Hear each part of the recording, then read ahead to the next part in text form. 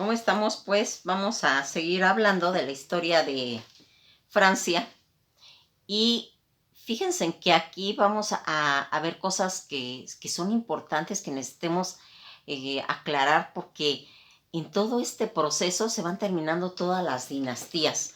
Esas dinastías y va entrando una muy importante que la vamos a ir mencionando debido a la boda de una hija de Catalina de Médici. Aquí habíamos comentado que íbamos a hablar sobre este hombre de que ya inclusive hicimos un video, eh, Miguel de Nostradamus. Por eso se los quise hacer antes, para que ya entendiéramos bien todo lo que es este personaje y esa gran influencia que va a tener en esa monarquía. En la monarquía donde se va a casar en Francisco I con Catalina de Médici, pero ella va a ser estéril, no va a poder tener hijos. Entonces ella es una persona mística, una persona que tiene demasiadas cualidades, pero también esas mismas en contra, y que va a tener el gran impedimento de no poder tener hijos. Y Miguel de Nostradamus le va a dar algo que le va a funcionar y va a tener 10 hijos. En eso se le dice que ella va a ser madre de 3 reyes y de Margarita, Margot. Aquí vamos a ver que va a suceder algo, pues, que tiene muchos problemas, porque cuando muere Francisco I, que era el que la protegía a ella, pues de todo lo que estaba pasando, aquí va a tener que atravesar Francia, algo que es muy difícil. Va a tener que atravesar ese túnel de la Reforma. Es un acontecimiento que está pasando en Francia que es demasiado delicado, porque ya habíamos visto cuando pasó en Inglaterra con Enrique VIII, cuando vino su hija Mary la Sangrienta, que era católica y que hace una persecución contra todos los protestantes. Y después viene esta Isabel, que también es su hija y que también vuelve a hacer toda una persecución. Pues en Francia le toca ese acontecimiento de enfrentar la reforma y que tiene que pues irla capoteando. Toda esta situación que va haciendo y esa división en la que se podía quedar Europa, donde va a surgir pues Alemania y va a llegar hasta Suiza, y todas esas figuras que, como les digo, Enrique VIII en Inglaterra, y en Holanda toda esa reforma de la iglesia que se va a ir instituyendo, donde se va a tener ese poder imperial como uno de los más grandes. Y aquí vamos a ir viendo a los puritanos en Inglaterra, pero también vamos a ir viendo a los presbiterianos en Escocia, donde ahí sí va a haber división, y los hugonotes en Francia. Todo esto en lo que se va a enfrentar va a estar la figura de Calvino y de Lutero, pero Calvino tenía una característica. Calvino va a hablar en francés y es el tipo de pensamiento que va a absorber Francia, todo el de Calvino, por el idioma que se estaba manejando, que era el francés, y que va a traer pues cosas radicales, porque va a estar pues basado en la ciudad de Ginebra, y que sus teorías, aunque son minoría, va a tener toda esa herencia del imperio, del Sacro Imperio Germánico, y que va a tener una duración de más de 70 años, que el papado es cuando se hace la división. ¿Se acuerdan que ya lo habíamos platicado? La división de Aviñón, que va a estar los papas en Aviñón 70 años. Aquí se va a empezar a hacer esos movimientos en todos esos caracteres pintorescos de esta Catalina. Enrique II, esta Catalina, cuando va a tener todo ese poder, que a través de sus hijos ella está haciendo en una forma de gobernar atrás de ellos. Y pues aquí van a haber muchas situaciones en las que se van a ir viendo cómo cuando se va a casar su hija Margot con Enrique de Navarra, aquí se va a manejar. En esa época estaba gobernando uno de sus hijos, que es Carlos IX, pero que el pueblo automáticamente le van a echar la culpa a Catalina, porque dicen que ella es la que está gobernando pues atrás de todos sus hijos, como les menciono, y aquí va a haber una traición donde mandan a llamar a todos los hugonotes. Los hugonotes son los protestantes de Francia, ¿sí? Y los mandan a llamar y los van a envenenar, los van a matar, aunque ella dice que eran algunos, pero hacen una matazón terrible y todo el pueblo los va a culpar, tanto a Carlos IX como a Catalina Medici.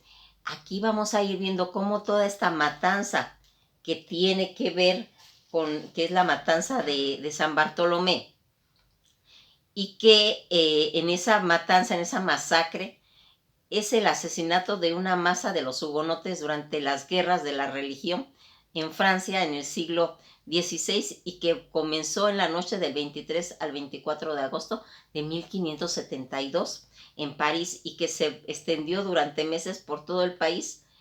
Se va a ir haciendo. ¿Quién ordenó toda esa matanza?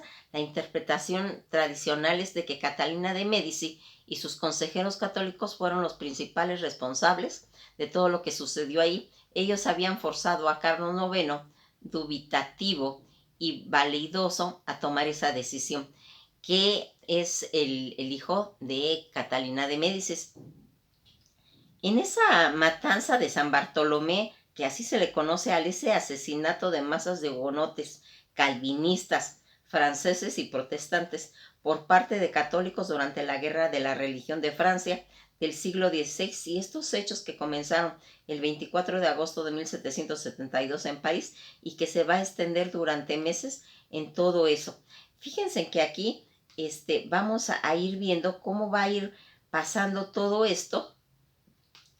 ¿Y qué va a hacer?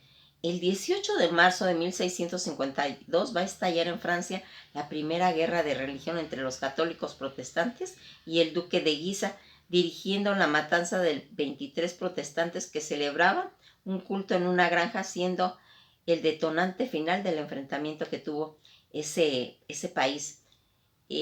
Cuando nosotros nos damos cuenta que todas estas clases de eventos que son pues grandes y que Francia pues había atravesado por más de 8 guerras, guerras civiles, eso es tremendo, porque aquí vamos viendo cómo a partir de la historia se va a ir formando pues una ola de violencia. Francisco II y Carlos IX, que eran los hijos de Catalina, ellos van a morir jóvenes, pero había un tercero que era Enrique III. Él era el consentido de Catalina, aunque él era un poco extravagante y tenía una forma de vestir como muy, muy femenina, pero era un excelente espadachín. Y aparte estaba conformado con pues un grupo de espadachines, que eran 45 espadachines, los que van a formar pues esa guardia de él, pero ellos llevaban aretes y estaban pintados, pero eran hombres y el que les decía cualquier cosa los mataban, porque eran excelentes espadachines. Y aquí esta Catalina, que ya venía ella manejando todos esos conceptos esotéricos que tenía y que va a atraer al necromante y al astrólogo Miguel de Nostradamus, donde por medio de todas esas profecías y esas premoniciones que se estaban dando, llamativos a retomar todos esos conceptos de la historia que en la literatura francesa, Catalina es la que va a introducir eso. Aquí vamos a ir viendo cómo va encaminada al... Ella, Catalina, era una persona que está encaminada tanto a la espiritualidad del Renacimiento, porque ella era una persona muy culta. Aunque ella tenía pues todo el rencor de los protestantes y el odio de los católicos, así acusaban de ser capaz de organizar esa matanza de San Bartolomé que se dio. Agotaba todas las negociaciones a través de que ella podía manejar una situación para evitar problemas por medio de, pues, de transacciones, pero también hacía conflictos terribles. Era totalmente extremista y era muy intensa en su forma de manejar las situaciones en el país, a lo que en esa época pues se le consideraba también a ella como una esposa virtuosa, porque una de las cosas que tuvo Catalina de Médicis fue de que quiso mucho a Francisco I.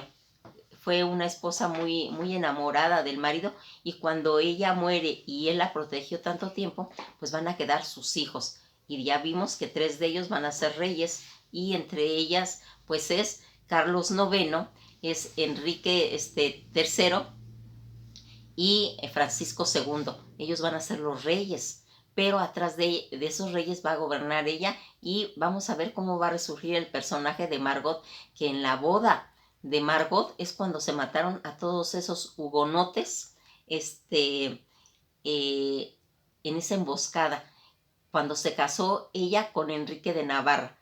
Aquí fíjense, cuando va pasando todas estas situaciones, que nosotros nos vamos a irnos dando cuenta cómo es tan conflictivo una situación donde hay tantos reyes, donde hay tantos hijos y todos quieren tener un poder. Al morir ellos, al morir Catalina de Médici, va a quedar Enrique III, ¿sí? Ya les dije que él era excelente espadachín, que tenía su séquito de 45 espadachines, y que aparte tenía un grupito de 12 personas espadachines que eran sus favoritos y que con ellos convivía mucho. Pues eso lo vamos a platicar en el próximo capítulo, y esto ha sido todo por hoy.